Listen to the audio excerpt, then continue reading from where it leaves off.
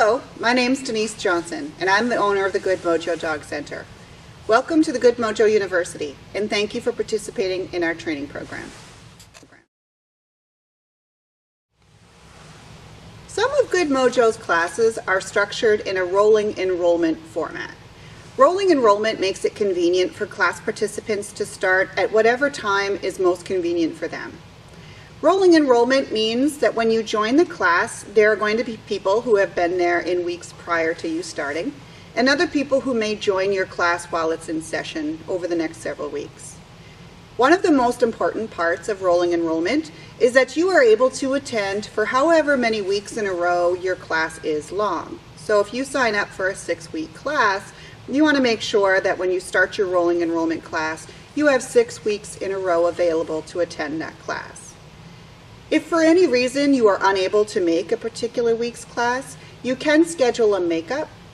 Makeups are available to be scheduled online as well as in person with your trainer. We'd meet with you privately for about a half an hour to let you know what you missed the week you were out. It costs a small fee in order to do that, but we can get you caught up so when you come back you'll be able to jump right in with everybody else. Each of our classes also has a homework portion.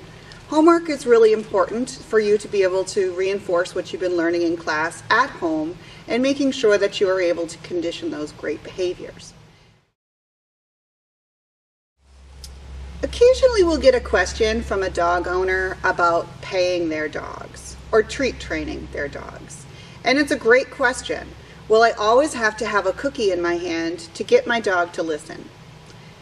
I could actually turn that question back around on the dog owner and ask them, what if your employer told you tomorrow that they were going to stop paying you for coming to work? The paychecks were just going to stop. Would you continue to go to work? There's a lot of people out there who would say yes, they would continue to work. There's a lot of people who would decide they were done working.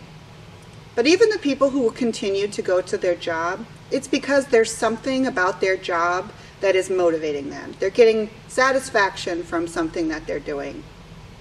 Even those folks, however, may find that there's parts of their job that they're just not as excited about, maybe not as excited to go into work when they have certain projects on their books. And we might find that those employees become less reliable, less consistent, and perhaps there's days they just decide not to go to work at all. In the dog world, we do have to find what motivates our dog, just like what motivates us to go to work, what motivates our dogs to work with us. And what motivates my dog may not be the same as what motivates your dog. It's important for us to find out what those motivators are for each individual dog. Some dogs it's food, sometimes it's toys, play, affection. Whatever gets your dog excited to work, I would encourage you to find a way to incorporate all of those things in your training program. Several of Good Mojo University's classes utilize clicker training, so I just want to spend a moment talking about what a clicker is and how to use one. A clicker is a plastic noisemaker that allows me to communicate with my dog in a very efficient way to speed up the learning process and create more concrete behaviors. A clicker makes a distinctive sound that my dog does not hear outside of their training program. Clickers come in different forms, different sizes. You will be provided for free a clicker on your first night of class. You do not need to go out and purchase a clicker.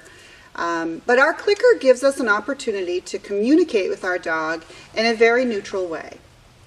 Let's say, for example, I wanted my dog to sit.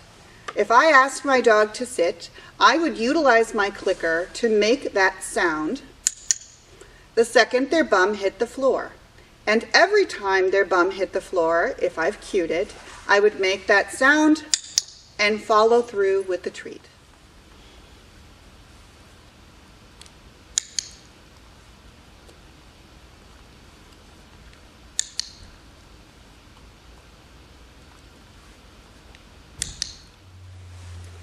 The point of using the clicker in this exercise is to let my dog know that the moment their bum hit the ground, they did the behavior that I was looking for, and then I follow up with the reward.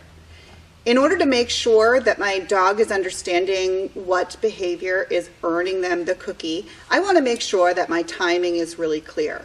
So I want to get that click in the moment my dog's bum hits the ground. You can think of your clicker like the button on a camera, and think about that you want to take a picture of the behavior you're about to reward.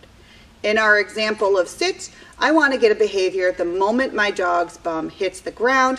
That's what I'm rewarding, and I want to try to take a picture of the behavior with my camera button click.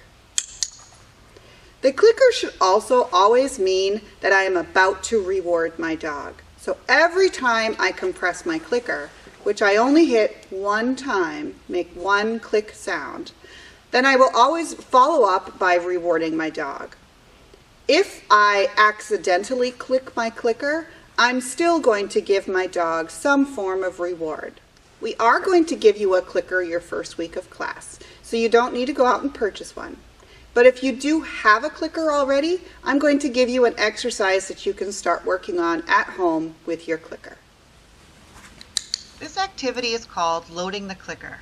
Press the button on your clicker to make a sound and give your dog a cookie. Whatever behavior they're doing is not important. We just want them to understand that that's a good sound. If you have any questions about how to use your clicker, please make sure that you ask your instructor. There are hooks spread throughout the building to help you manage your dog in class. Feel free, if you need an extra hand, to hook your dog's leash to one of these hooks at any time. When coming and going into the building, please make sure to utilize our main entrance. It is double-doored to eliminate the possibility of somebody else's dog sneaking out with you and your dog. Not every dog would like to be greeted by your dog or by you. Please make sure before you greet somebody else's dog or allow your dogs to greet that you ask the other handler if it's a good idea. And if you have a dog who doesn't like greetings, please make sure to advocate for your dog and tell somebody, you know what, thank you so much, but not today. We also do utilize the Yellow Dog Project. The Yellow Dog Project is a great communication tool to allow people to let other people know that their dog may not like greetings. All you need to do is find something yellow that you can hook either around your dog's collar or on their leash to let other people know your dog needs some space. If you see a dog wearing something yellow on their collar or leash in your class, please respect that dog's space and respect the handler's ability to advocate for their dog.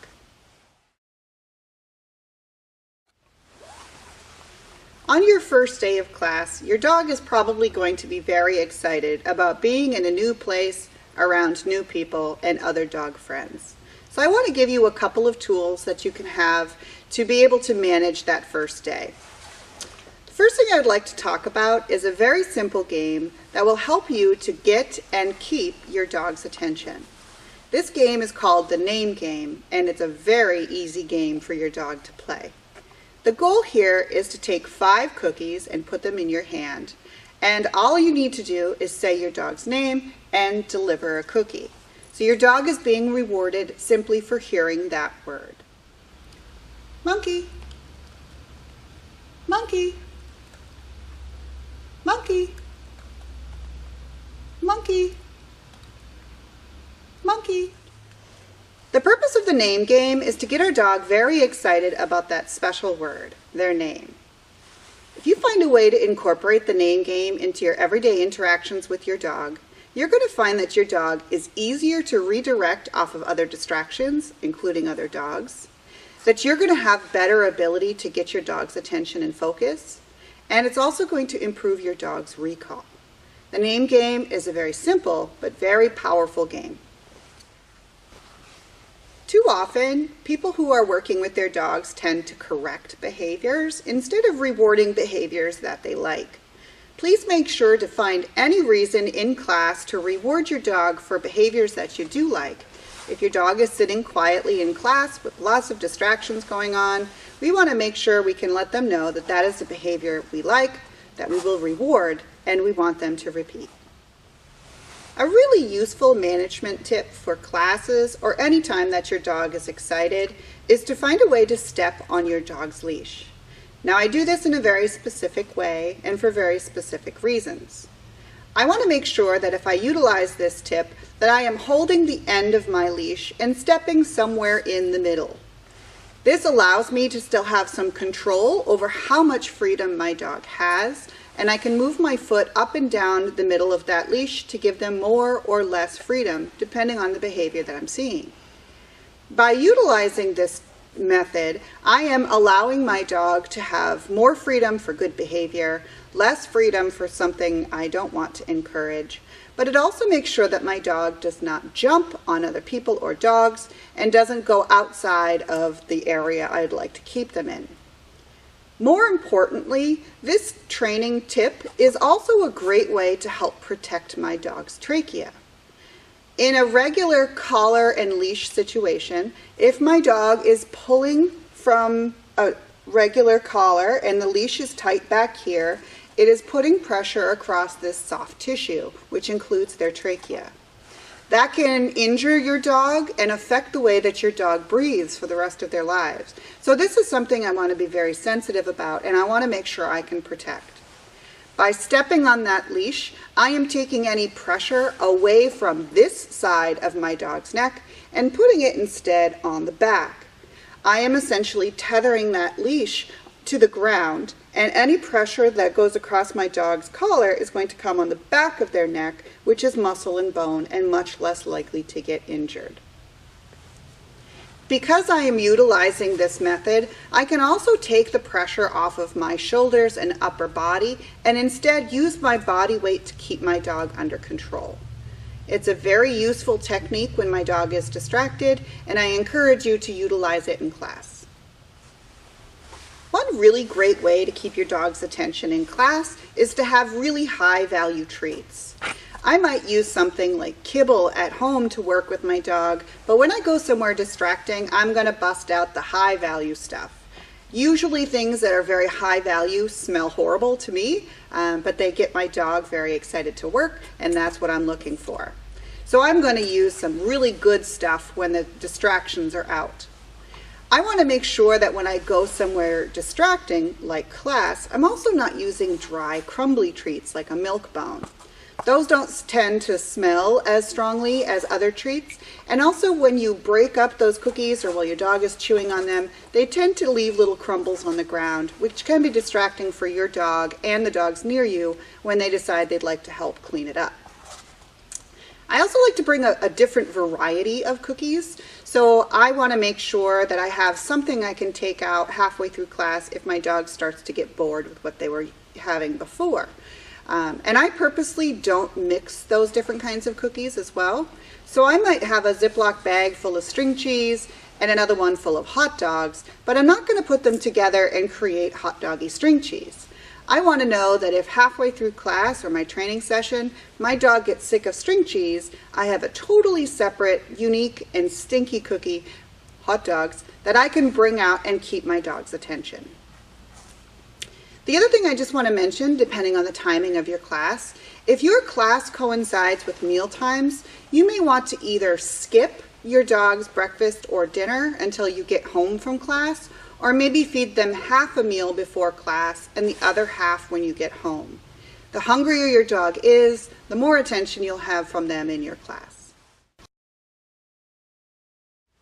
So what should you bring with you on the first day of class? You want to make sure that you bring a large quantity of a variety of different high-value treats. If they're high value, they're also going to be stinky, which means you don't need very large pieces. You can cut them up to be the size of a pea for even the biggest of dogs.